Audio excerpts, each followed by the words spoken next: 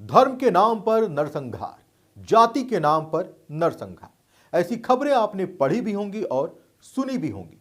लेकिन सवाल यह है कि ऐसी विचारधारा आती कहां से है? इन विचारधारा वाले लोगों को शिक्षा कौन देता है?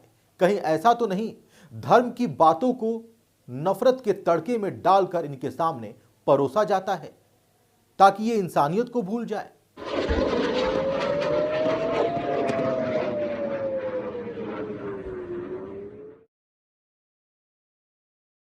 الله اكبر جند ناصر طلعوا عرب هجموا بالجرافات ايوه ايوه يا سعدينك ايوه روح ايوه الله اكبر روح ايوه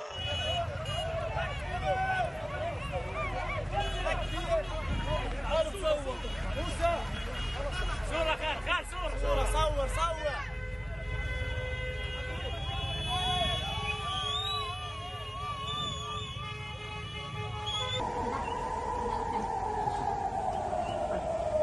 Ima panim na mata kulam, ima panim na mata kamu dia kau besar.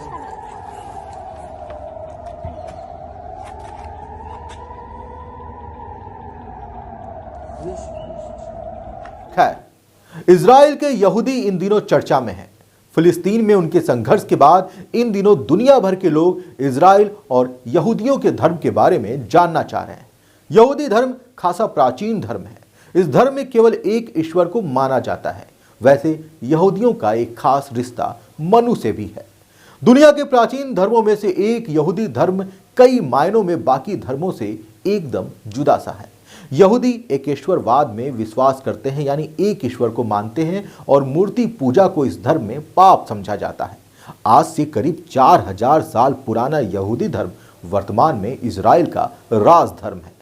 यहूदी धर्म की शुरुआत पैगंबर अब्राहम से हुई। अब्राहम या इब्राहिम इनसे मानी जाती है, जो ईसा के 2000 वर्ष पूर्व हुए थे। पैगंबर अलैह अब्राहम के पहले बेटे का नाम हजरत इसहाक अलैह और दूसरे का नाम हजरत इस्माइल अलैह था। दोनों के पिता एक थे किंतु मां अलग अलग थीं। हजरत इसहाक की मां का नाम सराह था और हजरत इस्माइल की मां का नाम हाजरा था। यहूदी और ईसाई खुद को अब्राहम के बेटे इसहाक के वंशज मानते हैं, जबकि मुसलमानों का मानना है कि वो अब्राहम के बेटे इस्माइल के वंशज हैं। उनके सामान्य वंश के कारण 3 धर्मों को अब्राहमिक धर्म भी कहा जाता है। एक कहानी में इब्राहिम को परमेश्वर ने अपने पुत्र इसहाक की बलि देने के लिए कहकर परखा था, क्योंकि उन्होंने परमेश्वर के प्रति अपनी भक्ति और विश्वास दिखाया। इब्राहिम को अपने पुत्र की बलि देने से बचाया गया और इसके बजाय एक मेमने की बलि दी गई। इब्राहिम के पुत्र इसहाक को बाद में याकूब नाम का एक बच्चा हुआ। पैगंबर अलैह अब्राहम के पोते का नाम हजरत अलैह याकूब था। याकूब का ही दूसरा नाम इजराइल था। याकूब ने ही यहूदियों की 12 जातियों को मिलाकर एक सम्मिलित राष्ट्र इजराइल बनाया था। हजरत अब्राहम को यहूदी, मुसलमान और ईसाई तीनों धर्मों के लोग अपना पितामह मानते हैं। आदम से अब्राहम और अब्राहम से मूसा तक यहूदी, ईसाई और इस्लाम सभी के पैगंबर एक ही हैं। किंतु मूसा के बाद यहूदियों को अपने अगले पैगंबर के आने का भी इंतजार है। ईसा से लगभग 1500 वर्ष पूर्व अब्राहम के बाद यहूदी इतिहास में सबसे बड़ा नाम पैगंबर मूसा का आता है। मूसा ही यहूदी जाति के प्रमुख व्यवस्थाकार हैं। मूसा को ही पहले से ही चली आ रही एक परंपरा को स्थापित करने के कारण यहूदी धर्म का संस्थापक भी माना जाता है। यहूदी अपने ईश्वर को यहवे या यहोवा कहते हैं। यहूदी मानते हैं कि सबसे पहले ये नाम ईश्वर ने हजरत मूसा को सुनाया था। यह शब्द ईसाइयों और यहूदियों के धर्म ग्रंथ बाइबिल के पुराने नियम में कई बार आता है। आदम, अब्राहम के अलावा मान्यता है कि राजा नूह को ही यहूदियों ने नूह माना है। नूह ने ईश्वर के आदेश पर जल प्रलय के समय बड़ी सी किस्ती बनाई थी। उसमें सृष्टि के सभी प्राणियों को रखकर सृष्टि को बचाया गया था। राजा मनु की कहानी भी ऐसी ही है। सनातन धर्म के अनुसार मनु संसार के प्रथम योगी पुरुष थे। प्रथम मनु का नाम स्वयंभू मनु था, जिनके संग प्रथम स्त्री थी शतरूपा। ये स्वयंभू यानी स्वयं से उत्पन्न, बिना माता पिता के उत्पन्न होने के कारण ही स्वयंभू कहलाए। इन्हीं प्रथम पुरुष और प्रथम स्त्री की संतानों से संसार के समस्त जनों की उत्पत्ति हुई। मनु की संतान होने के कारण वे मानव या मनुष्य कहलाए। पुराणों में वर्णित है कि जब जल प्रलय आया था तब मनु ने सप्त ऋषियों को बचाया और सृष्टि आगे बढ़ी। कहा गया है कि उन्होंने एक नाव को अपने पास आते देखा, फिर उसमें जड़ी बूटियां और लताएं एकत्र की और सप्त ऋषियों, जिनमें कश्यप, अत्रि, वशिष्ठ, विश्वामित्र, गौतम, जमदग्नि और भारद्वाज 7 ऋषि थे, उनके साथ वो नाव पर चढ़ गए। ऋषियों ने राजा से प्रसन्न होकर कहा, हे राजा, कृपया भगवान विष्णु का ध्यान करें, वे हमें इस आसन्न खतरे से बचाएगा और हमारी भलाई की व्यवस्था करेगा। फिर जब राजा लगातार भगवान के परम व्यक्तित्व का ध्यान कर रहे थे तो बाढ़ के सागर में से एक बड़ी सुनहरी मछली दिखाई दी। मछली का एक सिंग था और उस मछली ने ही उन्हें हिमालय तक पहुंचाया। प्राचीन सुमेरिया में भीषण बाढ़ के संबंध में 7 ऋषियों का भी उल्लेख किया गया है। ये ऋषि, जिन्हें अब कल्लू कहा जाता है, वे ही हैं जो प्रलय के बाद जीवित बचे लोगों तक सभ्यता का ज्ञान पहुंचाते हैं। अब कल्लू ऋषियों को नक्काशीदार शिलालेख उन्हें उनकी धार्मिक पोशाक में दिखाते हैं।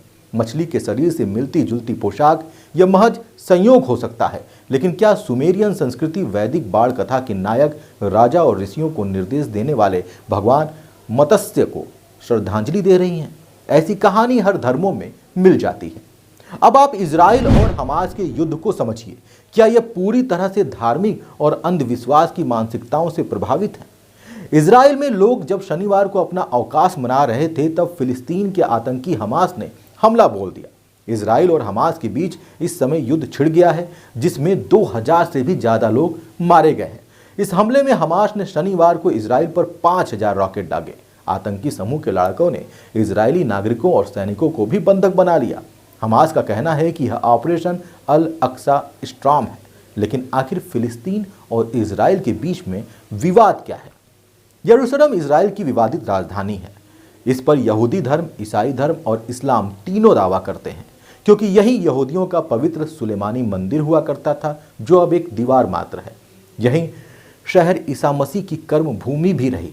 यहीं से हजरत मोहम्मद जन्नत भी गए थे, इसलिए यह विवाद का केंद्र भी है। लेकिन असल में यरूशलेम प्राचीन यहूदी राज्य का केंद्र और राजधानी रहा है। यहीं पर मूसा ने यहूदियों को धर्म की शिक्षा दी थी। दोनों ही देशों के लिए विवाद का प्रमुख कारण अल अक्सा मस्जिद का इलाका है। यह 35 एकड़ में फैला है, लेकिन यह 35 एकड़ सिर्फ जमीन का टुकड़ा नहीं है, बल्कि इस्लाम और यहूदी दोनों ही धर्मों में बेहद पवित्र जगह है। मुसलमान यहूदी दोनों ही इस पर अपना अपना दावा करते हैं। अल अक्सा मस्जिद इस्लाम में मक्का और मदीना के बाद तीसरी सबसे पवित्र जगह मानी जाती है। जिस कॉम्प्लेक्स में यह है वह 35 एकड़ में फैला है, जिसे मुस्लिम हरम अल शरीफ के नाम से जानते हैं। वहीं यहूदी इसे टेम्पल माउंट के नाम से बुलाते हैं। अब समझते हैं कि मुस्लिमों के लिए यह जगह इतनी महत्वपूर्ण क्यों है। हरम अल शरीफ में मुस्लिमों के लिए 2 पवित्र स्थान हैं, एक अल अक्सा मस्जिद और दूसरा डोम ऑफ रॉक। अल अक्सा की तस्वीरों को जब आप देखेंगे तो एक गोल्डन रंग का गुंबद दिखेगा। कई लोग इसे ही अल अक्सा मस्जिद मान लेते हैं, लेकिन असल में यह डोम ऑफ रॉक है। यह मस्जिद 8वीं सदी में बनाई गई थी। मुस्लिमों का मानना है कि सन 621 में पैगंबर मोहम्मद यहीं से जन्नत में गए थे। वेजेंटाइन साम्राज्य के समय में मुस्लिमों ने इजराइल पर हमला किया और इस जगह को जीत लिया। बाद में उमय्यद खलीफाओं ने एक भव्य मस्जिद का निर्माण कराया।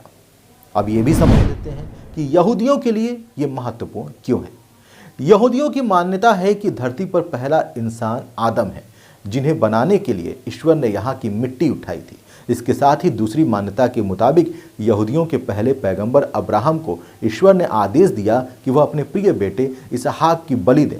इसके लिए अब्राहम इसहाक को लेकर ईश्वर की बताई गई जगह पर पहुंचे, लेकिन बलि देने से पहले ही ईश्वर ने एक देवदूत को भेजा और अब्राहम की श्रद्धा से खुश होकर इसहाक को बख्शने को कहा। इसकी जगह ईश्वर ने वहां मौजूद एक भेड़ की बलि चढ़ाने को कहा। यहूदियों की मान्यता है कि यह घटना उसी टेम्पल माउंट पर हुई। इजराइल के राजा किंग सोलेमन ने यहाँ एक भव्य मंदिर बनवाया, जिसे यहूदी फर्स्ट टेम्पल भी कहा जाता है। बाद में बेबीलोनियन सभ्यता के लोगों ने इसे तोड़ दिया। 1516 ईसा पूर्व में यहूदियों ने इसे दोबारा इसी जगह पर मंदिर बनाया, यानी इस्लाम की उत्पत्ति से पहले। इसी मंदिर में पवित्र से भी पवित्र नाम की एक जगह थी, जहां आम लोगों का जाना वर्जित था। यहाँ सिर्फ यहूदी पुजारी जा सकते थे। सन 70 में रोमन साम्राज्य के समय इसे भी तोड़ दिया गया। मंदिर की दीवार का सिर्फ एक बाहरी हिस्सा बचा, जिसे पश्चिमी दीवार या वेस्टर्न वॉल कहते हैं, क्योंकि प्राचीन समय में पवित्र से भी पवित्र जगह में आम यहूदियों को जाने की इजाजत नहीं थी। इसी कारण आज भी यहूदी अंदर नहीं जाते हैं। अब समझ लेते हैं कि आखिर विवाद है क्या। लंबे समय तक यहाँ ईसाइयों का कब्जा रहा। 10वीं सदी के बाद यहाँ कब्जे से लेकर मुस्लिमों और ईसाइयों में युद्ध होता रहा। ईसाई मानते हैं कि यरूशलेम में ही ईसा मसीह ने अपना उपदेश दिया और यही उन्हें सूली पर चढ़ाया गया और इसी शहर में वो वापस जीवित हो गए।